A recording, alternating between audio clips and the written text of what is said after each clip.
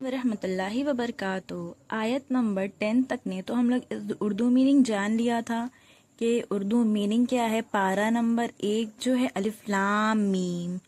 تو اب ہم لوگ جانیں گے آیت نمبر 11 سے اس کی اردو میننگ، کیونکہ زیادہ تر ہوتا کیا ہے، میں آپ لوگوں کو اس لیے نہیں بتا رہی ہوں عربی کے الفاظ اس وجہ سے کیونکہ سارے لوگ تو مطلب قرآن تو میں بھی پڑھ لیتے ہیں لیکن کوئی بھی انسان میننگ نہیں جانتا، تو میں نے خاص کر سوچا ہے کہ میں آپ لوگوں کو کیوں نہ میں میننگ بتاؤں۔ تو آج دن اب ہم لوگ اسٹارٹ کرتے ہیں 11 سے، اوکے۔ اور جب ان سے کہا جاتا ہے کہ زمین میں فساد مت پھیلاؤ تو کہتے ہیں ارے ہم تو اصلاح کر رہے ہیں، خبردار بے شک یہی فساد کرنے والے ہیں مگر کوئی شعور نہیں کرتے۔ اور جب ان سے کہا جاتا ہے کہ تم بھی ایمان لاؤ جیسے کہ ہم لوگ لائے ہیں تو کہتے ہیں کیا ہم ایسا ایمان لائیں جیسا کہ یہ بے وقوف لائے ہیں، خبردار دراصل یہی بے وقوف ہیں مگر نہیں جانتے۔ اور جب یہ مومن سے ملتے ہیں تو کہتے ہیں کہ ہم تو ایمان لے آئے، اور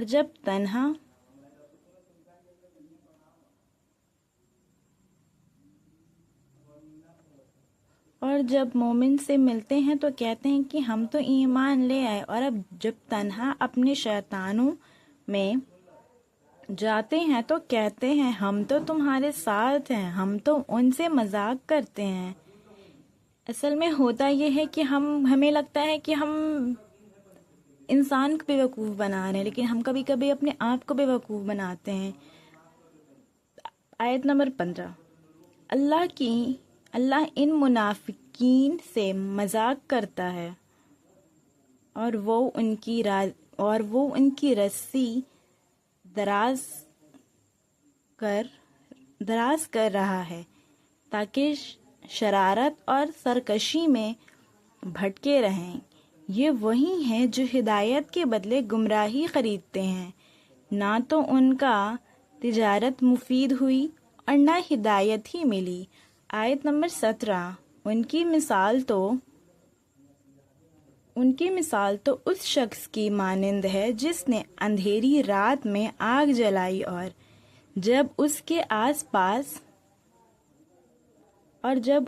آس پاس چیزیں روشن ہو گئیں تو اللہ نے ان کی روشنی سلب کر لی اور ان کو اندھیرے میں چھوڑ دیا، اب وہ کوئی چیز بھی نہیں دیکھتے۔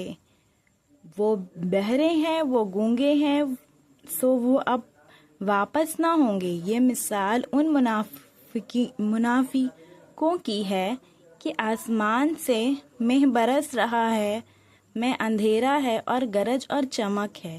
جو اس بارش میں باہر ہے وہ کڑک کے سبب موت کے ڈر سے اپنی انگلیاں کانوں میں ٹھونس لیتے ہیں۔ اگر اللہ ان کافروں کو اپنے احساس میں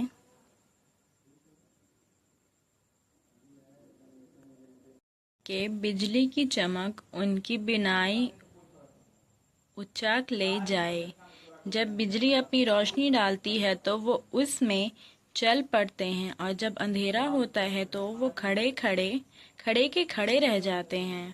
اور اگر اللہ چاہتا تو ان کے کانوں کی سماعت اور آنکھوں کی بینائی کو ضعیف کر دیتا، بے شک اللہ تعالی ہر چیز پر قادر ہے۔